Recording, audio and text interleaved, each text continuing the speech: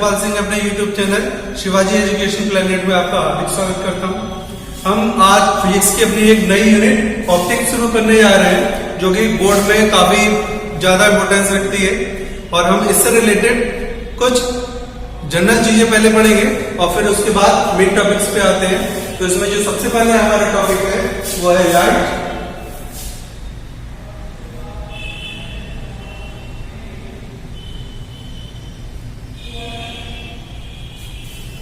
तो लाइट होता क्या है? जनरली कोई भी ऑब्जेक्ट हमें कब दिखाई देता है? लाइट के प्रेजेंस में दिखाई देगा। अब होता क्या है कि जब किसी लाइट सोर्स से लाइट निकलकर उस ऑब्जेक्ट पर पड़ती है और उस ऑब्जेक्ट से आकर हमारी आंखों पर पड़ती है, तो वो ऑब्जेक्ट हमें दिखाई देता है। तो हम लाइट की कुछ जनरल प्रॉपर्टीज के बारे में बात करेंगे। तो इसकी जो सबसे पहली प्रॉपर्टी है वो ये है कि जो लाइट है वो एक तरह की एनर्जी है जिसकी हेल्प से हम देख पाते हैं। किसी भी ऑब्जेक्ट को हम लाइट की प्रेजेंस में ही देख पाते हैं। तो लाइट क्या है? लाइट एक तरह की ऊर्जा है जिसकी प्रेजेंस में हम किसी भी ऑब्जेक्ट को देख पाते हैं। ठीक, इसकी जो सेकंड प्रॉपर्टी है वो ये है कि ये जो है हमेशा स्ट्रेट लाइन में ट्रेवल करती है। ये जो है हमेशा सीधी रेखा में गति करेगी। ठीक, अगर हम इनकी किरणों की बात करें, इनकी रेज के टाइप्स की बात करें, तो ये जो रेज होती है ये इलेक्ट्रोमैग्नेटिक वेव्स होती है।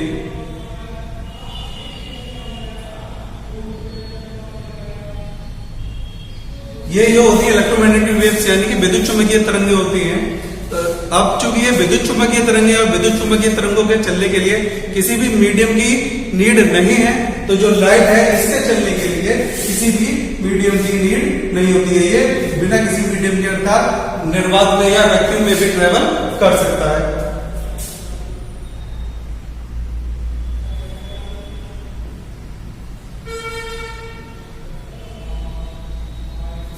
अगर हम इन वेव्स की स्पीड की बात करें तो हर मीडियम में इसकी जो स्पीड रहती है वो अलग अलग रहती है। इसकी जो मैक्सिमम स्पीड रहती है वो वैक्यूम में रहती है, और जिसकी वैल्यू क्या होती है, इसको हम C से रिप्रेजेंट करते हैं 3 × 10⁸ मीटर पर सेकेंड।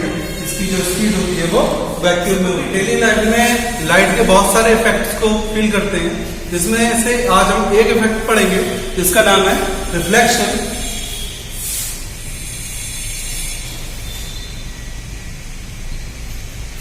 इसे हिंदी में परावर्तन बोलते हैं।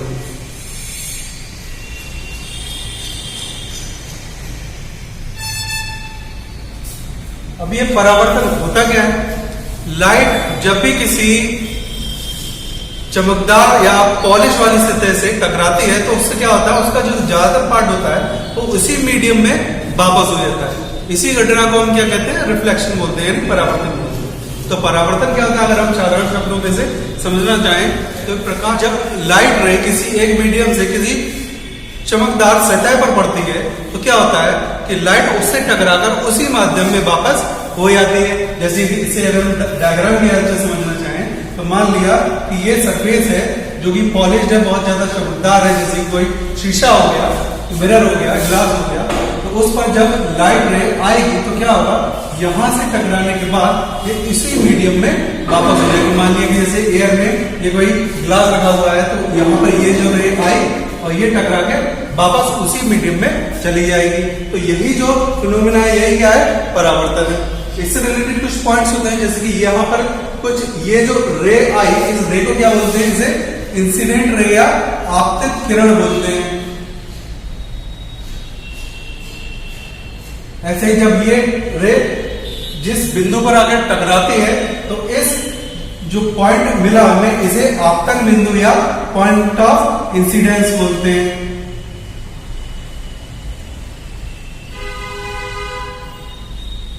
और टकराने के बाद जो रे वापस गई, इस रे को हम क्या बोलते हैं? इसे हम परावर्तित किरण या रिफ्लेक्टेड रे बोलते हैं।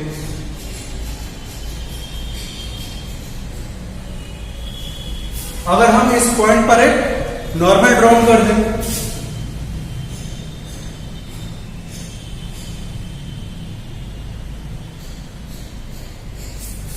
तो इसे आपतन बिंदु पर बना अभिलंब बोलते हैं, या इसे सिंपली नॉर्मल भी बोलते हैं। अब इससे रिलेटेड हम कुछ लॉज पढ़ेंगे, जैसे कि जो सबसे पहला लॉ है वो ये कहता है कि इंसिडेंट रे, नॉर्मल और जो रिफ्लेक्टेड रे होती है वो सेम प्लेन में होती है। साधारण भाषा में उसको समझे तो क्या होगा, इंसिडेंट रे यानी कि जो आपतित किरण होती है, नॉर्मल यानी जो अभिलंब होता है, और जो रिफ्लेक्टेड रे यानी कि परावर्तित किरण होती है, ये तीनों एक ही तल में होते हैं, ये एक दूसरे से ऊपर नीचे नहीं होते हैं। तो इसको अगर हम लिखना चाहें तो क्या लिखेंगे, incident ray comma normal at the point of incidence and reflected ray are lie on the same plane.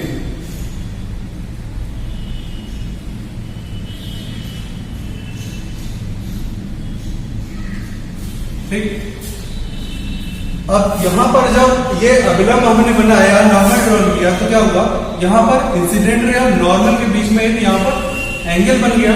इस एंगल को क्या बोलते हैं, इसे एंगल ऑफ इंसिडेंस बोलते हैं, और इसे आई जे हम शो करते हैं, इसे आपतन कोण बोलते हैं। ऐसे ही रिफ्लेक्टेड रे और नॉर्मल के बीच में जो एंगल बना, इसे एंगल ऑफ रिफ्लेक्शन बोलते हैं या परावर्तन कोण बोलते हैं, उसे आर से शो करते हैं। तो जो हमारा दूसरा नियम है वो इससे रिलेटेड है।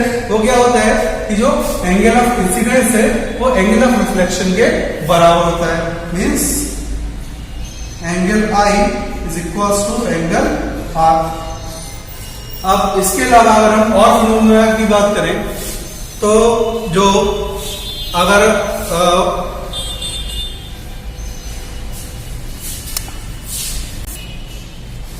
ये जो रिफ्लेक्शन होता है ये भी दो टाइप का होता है। तो जो इसका पहला टाइप होता है उसे हम बोलते हैं रेगुलर रिफ्लेक्शन, इसे नियमित परावर्तन बोलते हैं, और जो दूसरा होता है इसे अनियमित या इररेगुलर रिफ्लेक्शन बोलते हैं। ठीक, एक एक करके दोनों को समझेंगे। तो जो रेगुलर रिफ्लेक्शन क्या होता है, रेगुलर रिफ्लेक्शन में जो हमारी सरफेस रहती है वो स्मूथ रहती है, चिकनी रहती है। तो जो रे आती है वो इस सरफेस से टकराने के बाद एक ही डायरेक्शन में चली जाएगी। हमें जो रिफ्लेक्शन मिलेगा वो एक पर्टिकुलर डायरेक्शन में ही मिलेगा। जबकि इरेगुलर यानी कि अनियमित परावर्तन में क्या होगा, जो सरफेस रहती है वो चिकनी ना रहकर रफ सरफेस रहती है। जैसे कि अगर हम इसको ड्रॉ करना चाहें तो इस टाइप की सरफेस रहती है। तो जो लाइट किसी भी पॉइंट पर इंसिडेंट होगी वो क्या होगा, फिर किसी एक पर्टिकुलर डायरेक्शन में रिफ्लेक्ट ना होकर कई सारी डायरेक्शन में ये रिफ्लेक्ट हो जाती है, मल्टी डायमेंशनल हो जाती है। तो हमें जो इसका रिफ्लेक्शन मिलेगा वो किसी एक डायरेक्शन में ना मिलकर सारी डायरेक्शन में इसका रिफ्लेक्शन मिलेगा। ठीक, इसके अलावा अगर अभी हमने पढ़ा कि रिफ्लेक्शन क्या होता है और रिफ्लेक्शन कितने टाइप का होता है। अगर हम डेली लाइफ में अपने रिफ्लेक्शन का यूज देखें, तो जब हम घर से बाहर निकलते हैं तो जब हम किसी शीशे में या मिरर में जब हम अपने चेहरे को देखते हैं तो वहां पर भी रिफ्लेक्शन का ही यूज होता है। यही हमारा अगला टॉपिक है, मिरर या दर्पण।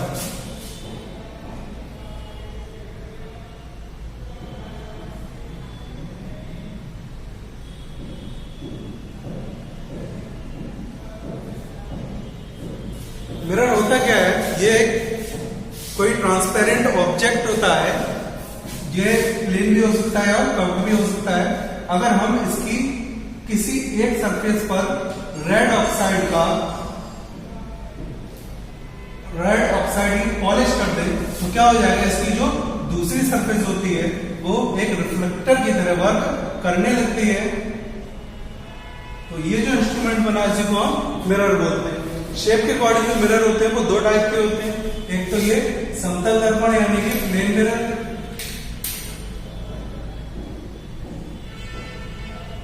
और दूसरा जो होता है वो गोलीय दर्पण या स्फेरिकल मिरर होता है।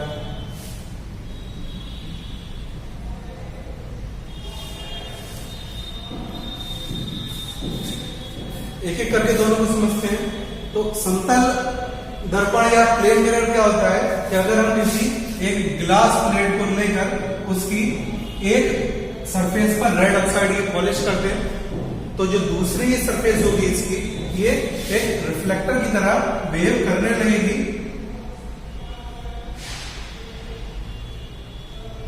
तो ये जो हमारा अरेंजमेंट बना इसको हम क्या बोलते हैं, प्लेन मिरर बोलते हैं।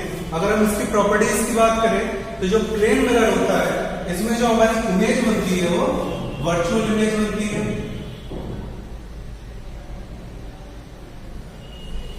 यानी इसका जो प्रतिबिंब बनता है वो आभासी होता है।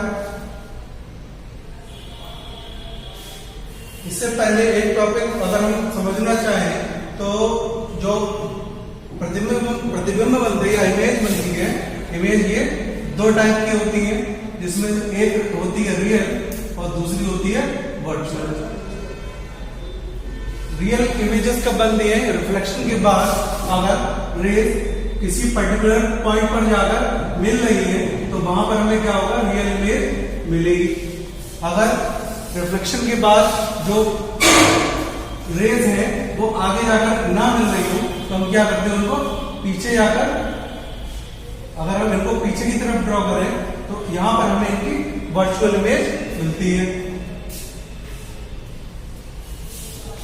इन दोनों में मेन डिफरेंस ये है कि हम इसको तो स्क्रीन पर शो कर सकते हैं लेकिन हम इसको स्क्रीन पर शो नहीं कर सकते। ठीक, तो यहां पर जो हमारी इमेज बनी वो वर्चुअल इमेज बनी। दूसरा, जितनी दूर ऑब्जेक्ट को हम यहाँ मिरर के सामने रखेंगे, अगर मान लिया हमने ऑब्जेक्ट को यहाँ से 10 सेंटीमीटर की डिस्टेंस पर यहाँ पर रखा तो इसकी जो इमेज बनेगी वो इस मिरर की पीछे की साइड में उतनी ही डिस्टेंस पर बनती है। तो यहाँ पर जो हमारा इमेज होगी वो भी 10 सेंटीमीटर की डिस्टेंस पर रहेगी।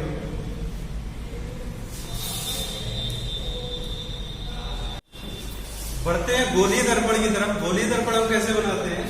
मान लिया कि कोई कांच का खोखला गोला हमने ले लिया, स्क्वायर ले लिया, और उसका हमने एक पार्ट, ये जितना बड़ा भी हमें मिरर चाहिए वो हमने उसको काट लिया। तो और ये जो हमारे कटा हुआ इतना पार्ट मिला, इसका हमने क्या किया? कोई भी एक सरफेस हमने इसकी पॉलिश कर दी रेड ऑक्साइड से।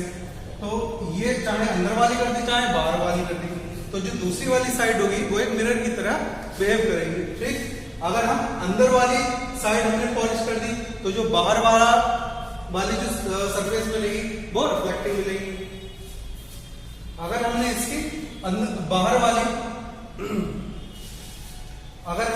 बाहर वाली सरफेस को पॉलिश किया तो जो अंदर वाली सरफेस मिलेगी वो रिफ्लेक्टिंग होगी। तो ये वाला जो अरेंजमेंट मिलेगा हमें, ये इसको हम बोलेंगे कॉनकेव मिरर, यानी कि अवतल दर्पण।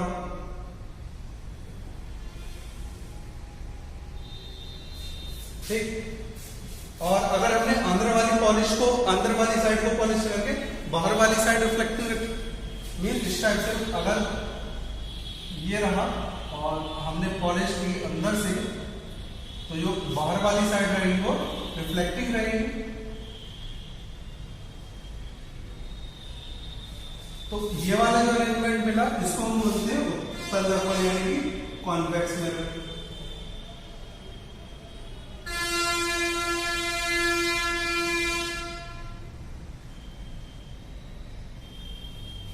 तो इस तरह से जो गोलीय दर्पण होते हैं वो दो टाइप के होते हैं। पहला हो गया अवतल दर्पण यानी कि कॉनकेव मिरर, और जो दूसरा टाइप हो गया उत्तल दर्पण यानी कि कॉन्वेक्स मिरर।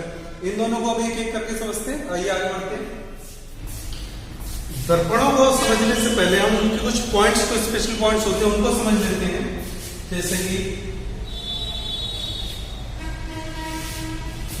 मान लिया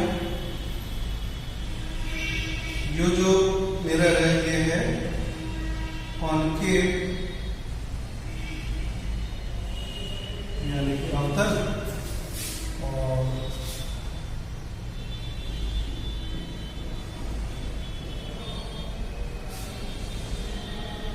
ये जो है ये है कॉन्वेक्स यानी उत्तल दर्पण। हमने ये दो टाइप के मिरर समझ लिए। ठीक, इसका जो ये वाला मिड वाला पॉइंट होता है, दोनों के ठीक बीच वाला पॉइंट जो होता है, जो कि किसी भी मिरर को दो पार्ट्स में डिवाइड करता है, उस पॉइंट को जो हम बोलते हैं वो मिरर का ध्रुव या पोल बोलते हैं।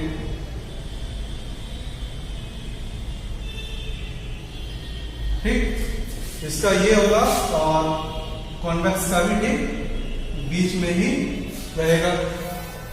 ये हमने बताया कि इसको किसी एक बड़े से गोलीय कांच में से काटते हैं। तो जिस भी हमने कांच में से इसको काटा हुआ, जिस गोली सरफेस से काटा होगा, उसकी कुछ ना कोई सेंटर और रेडियस रही होगी उस स्फीयर। तो इसका जो ये सेंटर होता है वही इस मिरर का सेंटर ऑफ कर्वेचर कहलाता है।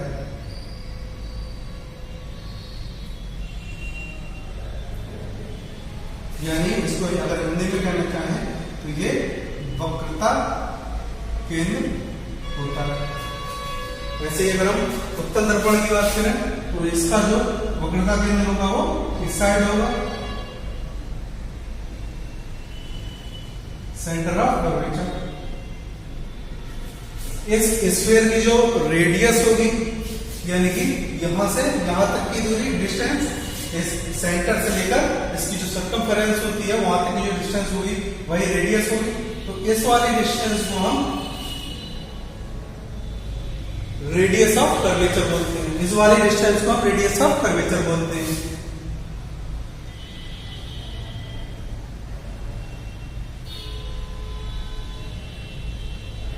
ठीक, ऐसे यहां पर ये वाली जो डिस्टेंस रहेगी ये भी रेडियस ऑफ कर्वेचर रहेगी। इसको हम कैपिटल आर से शो करते हैं। इस मिरर की जो विड्थ है मींस यहां से लेकर यहां तक, ये वाली जो वर्टिकल डिस्टेंस रहती है, जो मिनिमम डिस्टेंस रहती है ये वाली, इसको हम मिरर का यानी दर्पण का द्वारक या एपर्चर बोलते हैं।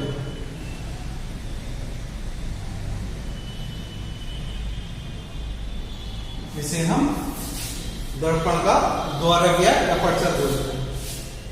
इसके बाद ये हो गया सेंटर ऑफ कर्वेचर और ये हो गया पोल। ठीक, तो सेंटर ऑफ कर्वेचर और पोल को मिलाते हुए जो लाइन आगे की तरफ जाती है तो उसको हम क्या बोलते हैं? उसे हम बोलते हैं मुख्य अक्ष यानी कि प्रिंसिपल एक्सिस बोलते हैं।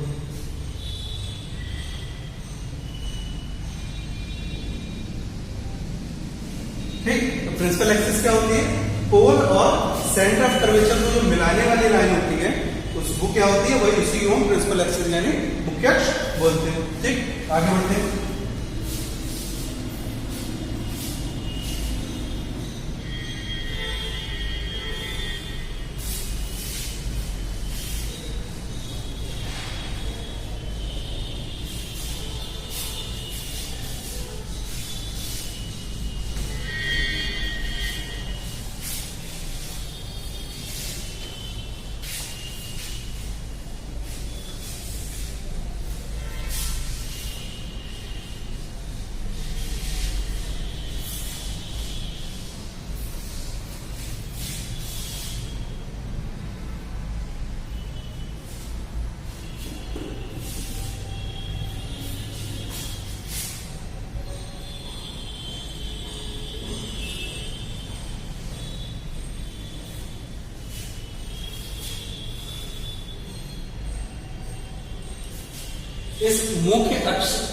इस मुख्य अक्ष के पैरेलल आने वाली जो लाइन है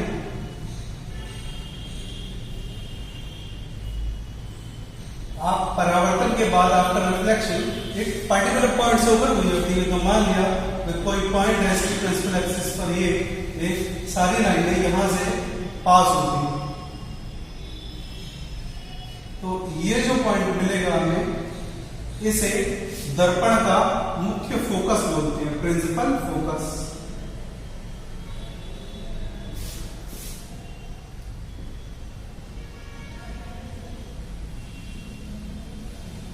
ठीक, तो प्रिंसिपल फोकस क्या होता है? प्रिंसिपल एक्सिस के आने वाले पैरेलल लाइंस आफ्टर रिफ्लेक्शन जिस पॉइंट पर मीट करती हैं उस पॉइंट पर हम क्या बोलते हैं? प्रिंसिपल फोकस या मुख्य फोकस बोलते हैं। ये तो बात रही कॉन्केव मिरर की। अगर हम कॉन्वेक्स मिरर की बात करें तो कॉन्वेक्स मिरर में क्या रहेगा? ये रही इसकी प्रिंसिपल एक्सिस। तो प्रिंसिपल एक्सिस के पैरेलल जो रेज आएंगी वो इससे टकराने के बाद क्या होगा? बाहर की तरफ वापस हो जाएंगे।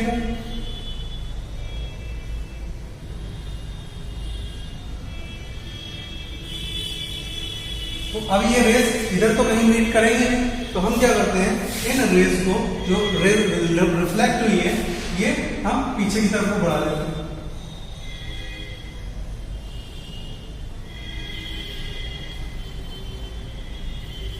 ठीक, तो इस तरह से ये भी क्या होती है, ये सारी रेज भी किसी एक पॉइंट पर आकर मीट करती है। तो ये क्या होता है, ये कॉन्वेक्स मिरर का प्रिंसिपल फोकस होता है।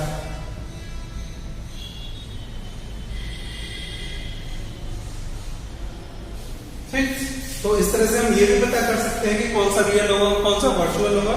तो ये वाली जो लाइन है वो एक्चुअली भी मीट कर रही है, तो यहां पर जो हमें फोकस मिला वो रियल मिला, जबकि ये वाली जो है ये रियल में मीट नहीं कर रही थी। हमने जब रिफ्लेक्टिव रेज को पीछे की तरफ को ड्रॉन किया तो ये हमें पॉइंट मिला।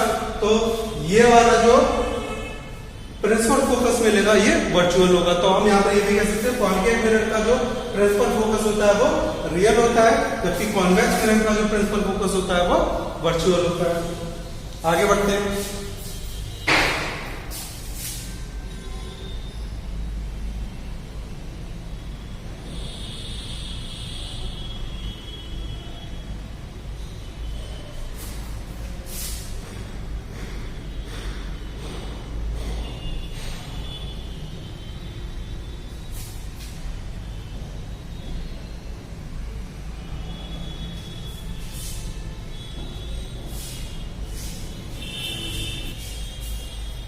अब एग्जाम में जो पूछा जाता है वो स्फेरिकल मिरर से इमेज बनाने का तरीका पूछा जाता है। ठीक, तो यही हमारा नेक्स्ट टॉपिक है, rules to form image by spherical mirrors. तो स्फेरिकल मिरर्स से जो हम इमेज बनाते हैं इसके मेनली 3 नियम है, उन्हीं को हमें फॉलो करना है और उसी से हम इमेज बनाते हैं। तो पहला जो नियम है वो ये कहता है कि किसी भी मिरर के प्रिंसिपल एक्सिस से आने वाली जो लाइन है, लाइन मतलब रे, तो किसी भी प्रिंसिपल एक्सिस के पैरेलल आने वाली जो रे है वो क्या रहेगी, वो उसके प्रिंसिपल फोकस से पास होगी। ठीक है, ये मिरर कौन सा है, कॉन्केव। अगर हम कॉन्वेक्स मिरर की बात करें तो उसमें क्या रहेगा, इसका जो प्रिंसिपल फोकस रहता है वो इस साइड रहता है, तो जो प्रिंसिपल एक्सिस के पैरेलल आने वाली रे है वो आफ्टर प्रोजेक्शन इधर जाएगी। तो हम क्या करेंगे, इसको इधर की तरफ बढ़ा देंगे। ठीक, तो ये कॉन्वेक्स कॉन्केव की बात हो गई और ये कॉन्वेक्स की बात हो गई। तो पहला रूल क्या कहता है कि कोई भी रे जो कि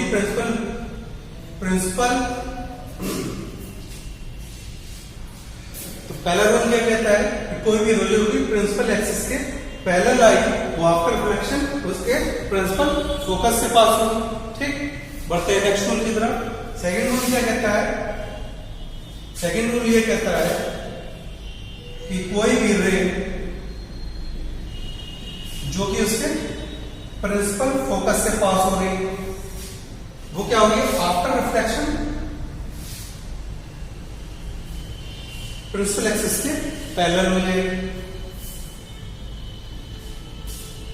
ठीक, ये जस्ट इसका उल्टा हो गया। पहले वाले में क्या था कि जो रे प्रिंसिपल एक्सिस के पैरेलल आ रही थी वो आफ्टर रिफ्लेक्शन फोकस से पास हो रही है, और यहां पर क्या है, जो रे इसके फोकस से पास होगी वो आफ्टर रिफ्लेक्शन प्रिंसिपल एक्सिस के पैरेलल हो जाएगी। ठीक, अगर हम कॉन्वेक्स मिरर में बात करें तो उसमें क्या रहेगा,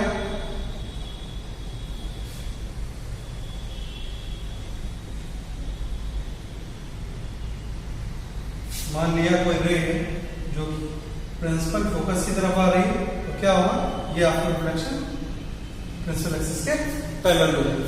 ठीक, बढ़ते हैं आगे। इसका जो थर्ड रूल है, थर्ड रूल क्या कहता है कि अगर कोई भी रे जो कि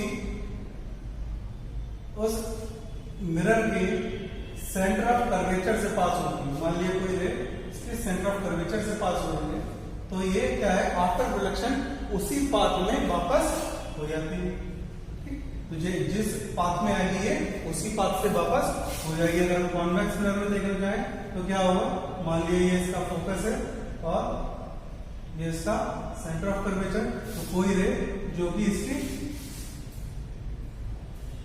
सेंटर ऑफ कर्वेचर की तरफ आ रही है तो क्या होगा, उसी पाथ में जिस पाथ से आएगी टकराने के बाद उसी पाथ से वापस हो जाएगी।